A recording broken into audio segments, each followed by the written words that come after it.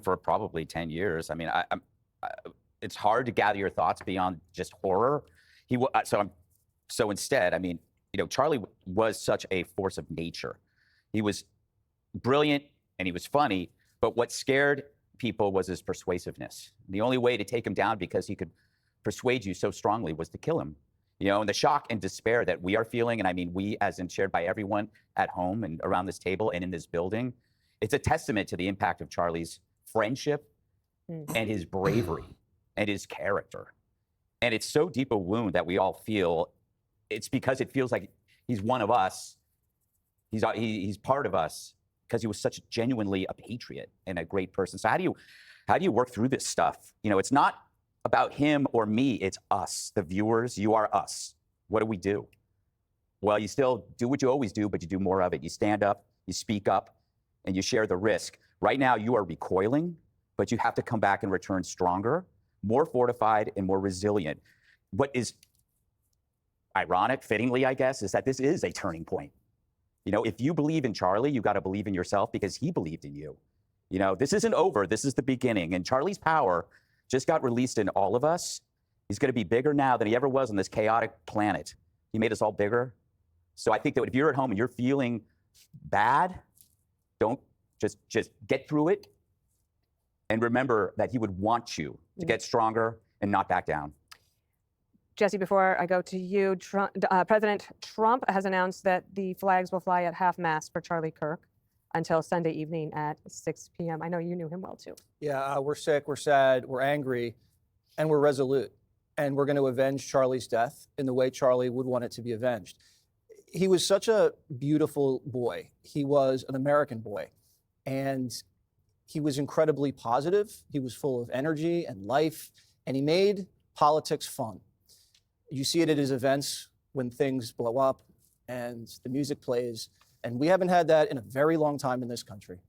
Every time he did a hit on my show, he would text me afterwards, "Thank you, Jesse. I really appreciate having you on." Yep. And my daughter loved him. I mean, she's 13 years old. This is a man who touched an entire generation of Americans and electrified them and made them patriots. And this is not a controversial person. This is not a polarizing guy, a divisive person, a firebrand. And this is one of the issues, and this is what kind of like starts to make you very mad, very upset. And, we know the radicals on the right? We know them. We know who they are. A lot of us agree with them. Some of us don't. But this was not one of those guys. This was not a right-wing radical. And I try to keep friends, acquaintances from all walks of life, from my early years up until now. Obviously, a lot of them, the political spectrum spans a great deal. And the fact that if you're a lefty and you're, I guess from a peace, love, and harmony, vegan, soy drinking lefty, the one thing that you should be, I guess, like if you want to stereotype yourself, would be that you're not down with murder. That would be if you want to say that these people on the political right are Hitler, Nazi, and this and that, that implies that they're okay with murder. And I don't see anybody on the right, as of late, committing much of that. So everyone that's on the X, TikTok is just an absolute disaster right now. I mean, I don't know how that thing works, but I mean, the videos that are going around with, Charlie saying, and again, take him out of context, do whatever we want to do. Who gives a shit about the context? Show me something that the guy did that was illegal. Show me something that the guy did that was physically harming somebody. Show me something that the guy did that was, espousing violence against others. Show me anything that Charlie did that was like that. And people will bring up the things, that he's about, whether it's about race or about, whatever. There's nothing you can show me that would justify putting a hand on that man, let alone murdering him.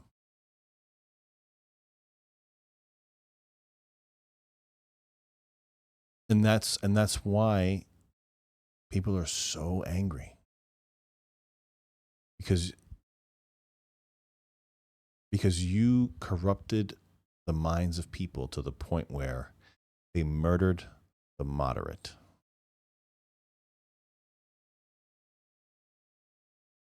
And now it's going to be a question: do the radicals take a step back now? Does the radical right, now say, well, I guess we don't have to go that far. We can just say things that are relatively normal, and they're still going to call us batshit crazy. That's probably not what's going to happen. People are going to be angry. People are going to be mad, and bad things have the potential of happening. If you're still here, please subscribe to the channel. It really helps me out a lot. Now,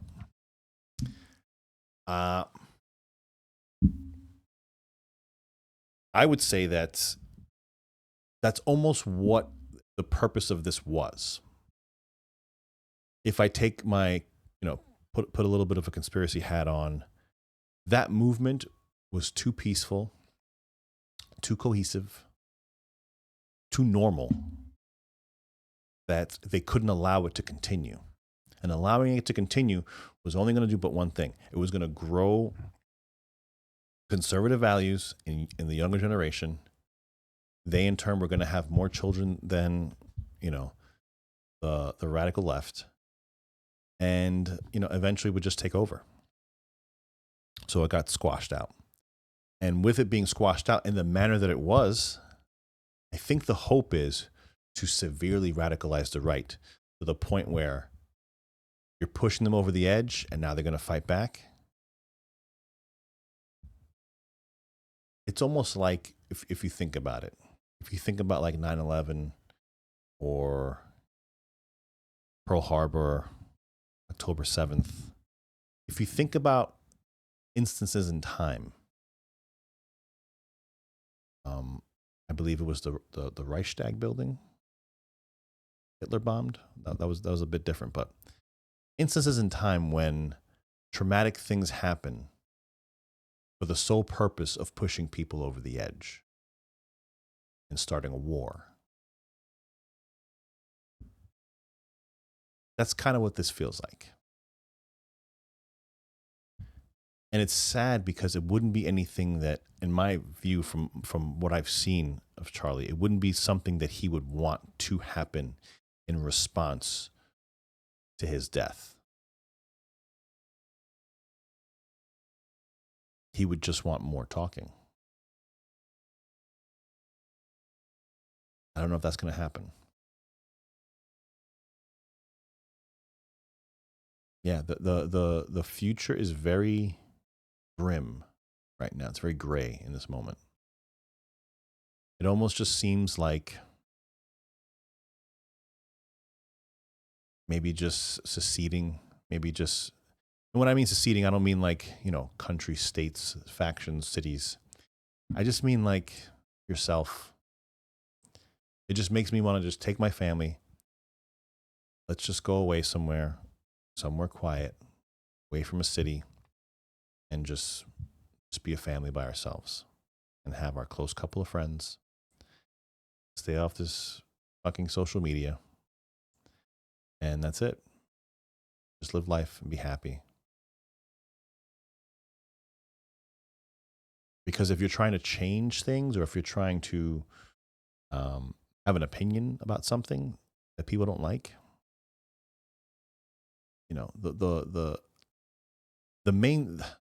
the hardest part about his death, to me, as a father, as a father, I really don't take my life that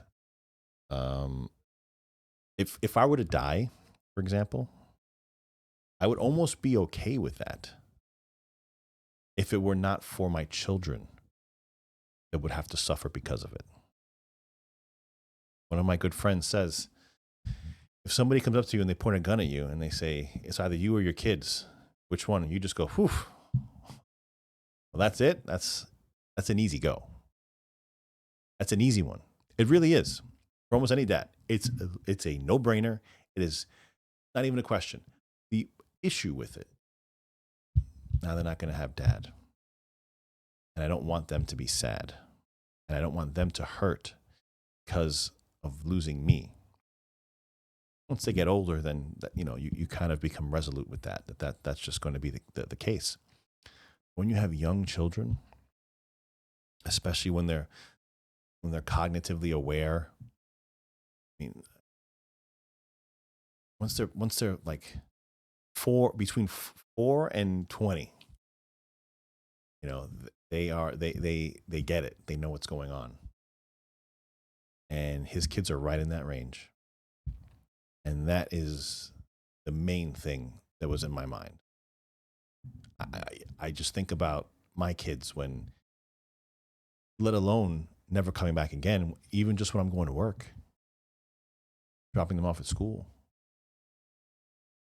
I mean, they one of my guys would cry every day I went to work, knowing that I'm going to come home, or assuming that I'm going to come home. But in his mind, it was never a question that I wouldn't return. He still just didn't want me to leave. And those babies will never see their dad again. And I have countless of accounts, not just being okay with it, but praising it, being happy about it. I don't know how we fix that. How do we recover from that? How do you culturally change that in people? Because I've said it in a couple of videos already. These are the people that they won't even hurt a fly. Like they would be upset if you corrected your dog, to teach him how to sit. So some of these people, they believe plants have feelings and shit like that. They're totally fine of him just being blown away.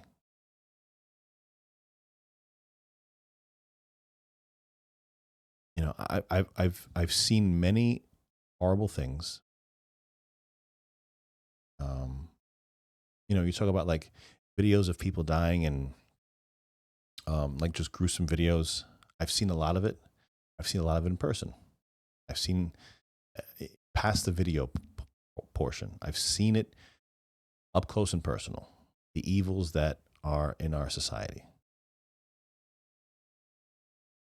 And that's why I think it's hard for a lot of normal people to see that, because that's not something that they've ever encountered as a scene like that. But for you to see that, get the shock value, and then still turn around and say, yeah, I think that was okay. How are you not dead inside? Especially those that I know personally that say that's okay and have children. I can kind of see if you're super young, you've never experienced having a child before, and you can't turn around and envision your young child being told, Daddy's not coming home.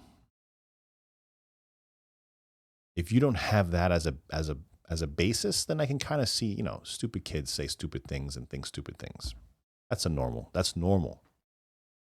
But to see people that are actual adults with children still say they don't give a shit.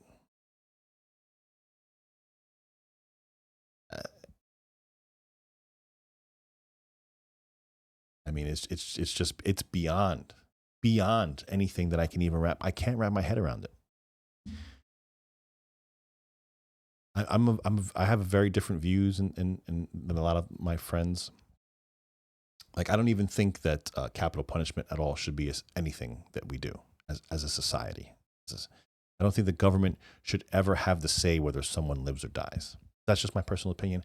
I know a lot of people disagree with me, especially, where I used to work. But that's just my personal view. It's amazing to me that so many people that say capital punishment should not be a thing are usually lefties. And those are the same people that are okay with what just happened. How do you square that? How do you square that? Listen, at the very least, and again, this is one of the videos that was going around about Charlie that my friend was trying to convince me that this was okay, was Charlie Kirk was for capital punishment in this particular video. I'm not exactly sure what the context was, but I believe he was talking about criminals, a certain type of criminal, that he believed there should be like public execution of them. Okay? So the person showing me this video to say, hey, look, he thought public executions were fine. Yeah, public executions of people that were convicted in a court of law for a violent act like murder.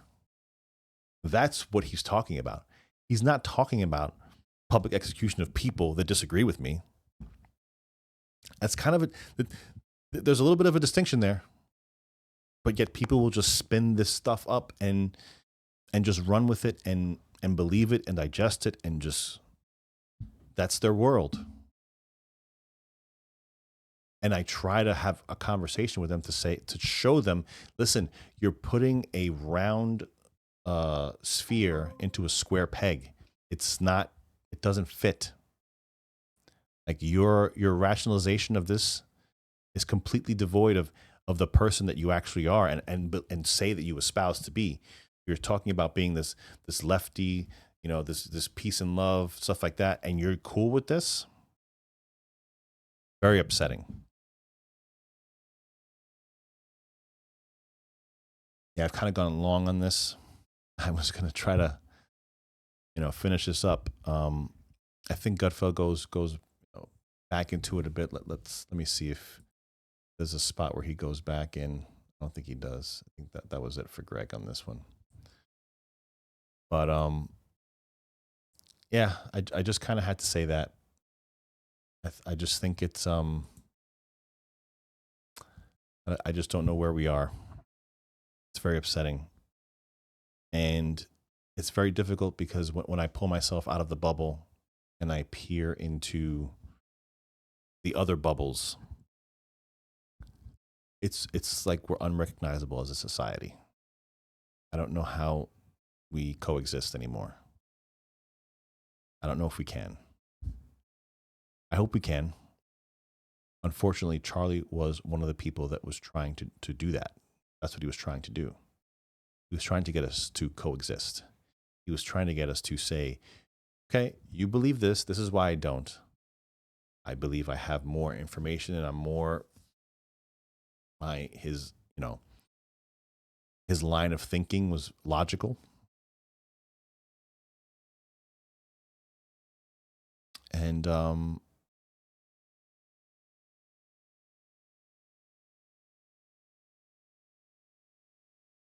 they killed him. And I don't understand. I just don't understand how I have people that I consider friends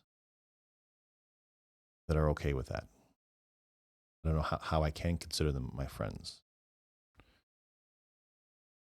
You just constantly think that things aren't as bad as they are.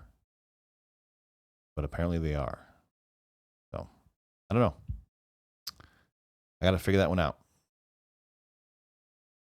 Try to have friends in different spaces. Try to pull out of your bubble for a while. Look inside of the other bubbles. Peer inside.